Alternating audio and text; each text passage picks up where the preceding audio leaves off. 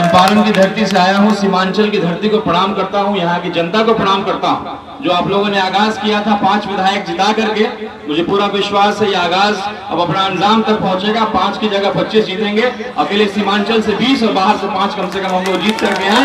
ये क्रांति जो शुरुआत हुई है, आपको तहे दिल से शुक्रिया अदा करते हैं सीमांचल की आवाम को कि आपने इस पार्टी की ताकत को पहुंचा, इसकी ईमानदारी को पहचाना। बहुत बहुत शुक्रिया। सीमांचल का क्या कंडीशन अभी देखने को मिल रहा है सर आपको? देखिए, सीमांचल की स्थिति आज भी वैसी ही है।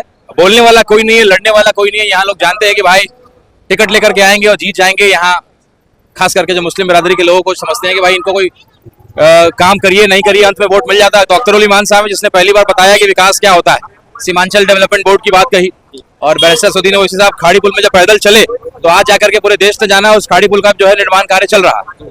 तो सीमांचल की स्थिति को लेकर के हमेशा से ओवैसी साहब ने, अख्तर उल ईमान साहब ने लड़ने का काम किया है। वरना पटना से दूरी है, लोग इसको तो मानते हैं कि बिहार का हिस्सा ही नहीं। बड़े गुर्बत है, बड़ी गरीबी का देखने को मिल रहा है, मुफलिसी है, बच्चे आधे कपड़े पहने हुए आधे नहीं पहने हुए हैं। क्या ये सब कहाँ पीछे रह जाती सरकार? कोई बोलने वाला नहीं है ना।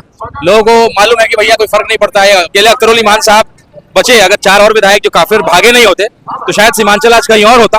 पैसे के लालच में और कुर्सी के लालच में चले गए, लेकिन अख्तर उल ईमान साहब अकेले लड़ते रहे, अकेले लड़े। लेकिन इंशाल्लाह इस बार देखिएगा, इस बार अकेले सीमांचल 5 की जगह 20 विधायक जिताएगी और सीमांचल की लड़ाई को मजबूती से और पूरे बिहार की लड़ाई AIMIM का एक विधायक लड़ने का काम करेगा और उसके लिए काम करेगा। ये राणा रंजीत साहब कह रहे हैं।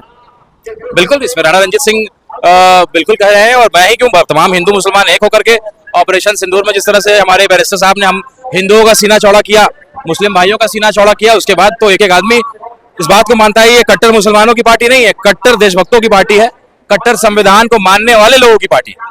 आपके ही विधानसभा में ओवैसी साहब ने कहा था, मैं वही था, तो कहा था कि हिंदुस्तान जिंदाबाद पाकिस्तान मुर्दाबाद का नारा वहीं से लगाया था।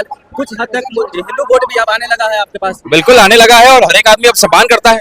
पहले हम लोग जब इस पार्टी से जुड़े थे तो दूर की बात छोड़िए, हमारे घर वाले लोग ही हमसे नाराज रहते थे। लेकिन आज एक एक आदमी कहता है कि भैया तुम्हारा नेता टेढ़ा है पर मेरा है। देशभक्ति के नाम पे कोई उंगली नहीं उठा सकता है। जो कट्टर देशभक्त होते हैं RSS के लोग, उनकी हिम्मत नहीं है पाकिस्तान को लताड़ने की, लेकिन हमारे बैरिस्टर साहब शेर है, उन्होंने लताड़ा।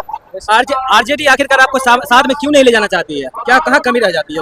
उनको अपने MY समीकरण की चिंता है। गुलाम जो है एक समाज जिसको मानता है मुस्लिम समाज को, हम उसको आजादी दिलाना चाहते हैं, उसको हक के लिए बोलना सिखाना चाहते हैं, लेकिन वो नहीं चाहता, इसलिए ऐसा कर रहा है। अब देखिए राजनीतिक पारा जो है हमको लगता है कि बढ़ गया है, और बैरिस्टर साहब के आने से मौसम भी बहुत गर्म हो गया है और राजनीतिक सरगर्मी बहुत बढ़ गई। आप MY समीकरण की बात करते हैं तो मधुबनी से फातिमी साहब चुनाव लड़ते हैं, तो अगर वाई साथ देते अगर तो एम तो निकल जाता, लेकिन ऐसे दर्जनों सीटें हैं जहाँ पे ये हालत है।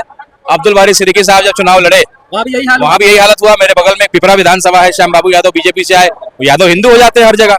मुसलमान को टिकट मिलते ही यादव हिंदू हो जाता है। अब मुसलमान अकेले बेचारा इस पार्टी को ढो रहा है। अरे भाई, लालू जी ने रोका था अडवाणी जी का रथ को, इसका बनियारी कब तक वसूलोगे?